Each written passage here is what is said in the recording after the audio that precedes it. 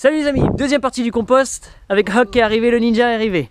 Bon, en fait, ce qui s'est passé, c'est que dans les ratios qu'on a fait, j'avais pas assez de matière azotée, riche en azote, donc le caca était pas assez puissant. Pourquoi? Parce que j'ai pas pris le temps d'aller chercher du crottin, des différents cacas, des cacas de poule, etc. Donc, ce qui s'est passé, c'est que le compost n'est pas monté en température. Parce qu'en fait, ce que tu cherches, c'est que le compost monte. Je te montre comme ça, que tout le compost, pour que ce soit un vrai compost, il faut qu'il passe entre 55 degrés et 65 degrés. C'est-à-dire qu'il faut qu'il monte en température. Et quand il monte en température, c'est parce qu'il y a la vie des microbes justement qui se développent rapidement, parce qu'ils consomment tout. Entre 55 et 65, il y a compostage. C'est-à-dire qu'en fait, ça tue, ça élimine tous les pathogènes, ça enlève les toxines, ça enlève tout ça, etc. Si ça passe 65, les bonnes bactéries, les bons microbes, etc., la microbiologie va rentrer en dormance et c'est les autres qui vont se développer, donc les pathogènes, etc. Pourquoi?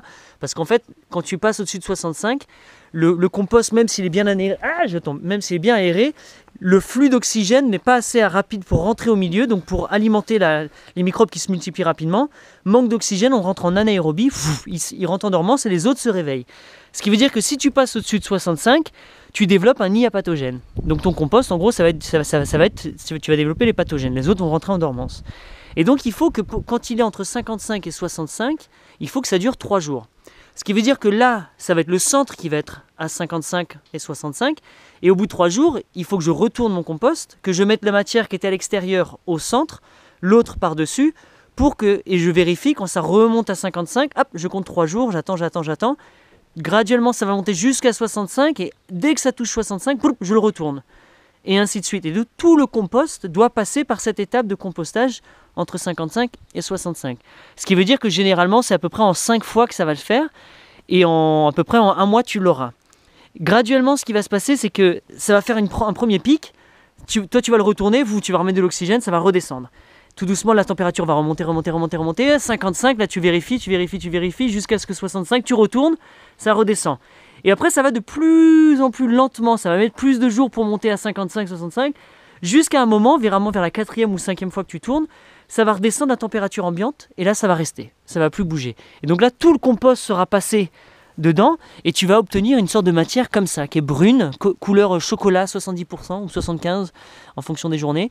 Pas un truc noir. Si c'est noir, ça veut dire qu'en fait, tu as créé du charbon. Ça veut dire qu'en fait, à l'intérieur de ça, c'est monté à plus de 65. Donc ça a chauffé, ça a brûlé, mais à l'étouffer. Donc en fait, tout a été carbonisé. Et le charbon, en fait, je crois que ça met entre 5 et 10 000 ans pour les bactéries de le décomposer. Donc toi, quand tu vas mettre ce que tu penses que c'est du compost noir qui est riche, tu mets en fait de la matière carbonée, tu mets du charbon dans ton sol. C'est bien, hein, c'est pas mauvais. Le truc, c'est que c'est pas la vie du compost que tu souhaites avoir. Donc c'est ça qu'il va vraiment falloir faire attention. Ensuite, une fois que tu as fait ton compost, ce qui va se passer, c'est que c'est au bout de... Tu as 2 ans pour l'utiliser. Donc 2 ans pour utiliser ta pile de compost. Et avec le temps, elle se bonifie. La diversité, ça augmente, etc.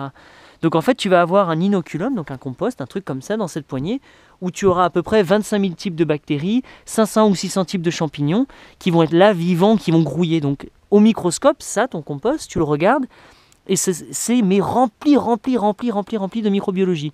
Donc toi, tu penses mettre de la matière organique, mais tu mets plein de bestioles. Donc quand tu mets ça, il y a déjà la matière organique pour manger, mais quand tu mets ça dans ton terrain, et que les racines rentrent en contact, et que la vie, et que le mulch, et que tout, et bien eux, ils peuvent se démultiplier, ils peuvent inoculer tout le sol, prendre la place, aller se connecter aux autres racines, et au même moment, quand il y a une petite bestiole qui arrive, tic, elle marche sur le sol, donc tous les microbes vont sur ses pieds, et hop, elle monte la tige de l'arbre, elle va sur les feuilles. Et donc toute la microbiologie peut grimper comme ça sur les feuilles, et recouvrir toute la plante. Ce qui fait qu'en fait, quand la bonne microbiologie d'un compost est installée, et ben, il n'y a plus la place pour les autres. Donc tous les pathogènes, les mildious, les machins ne peuvent même pas venir parce que dès qu'ils arrivent, ils se font taillader.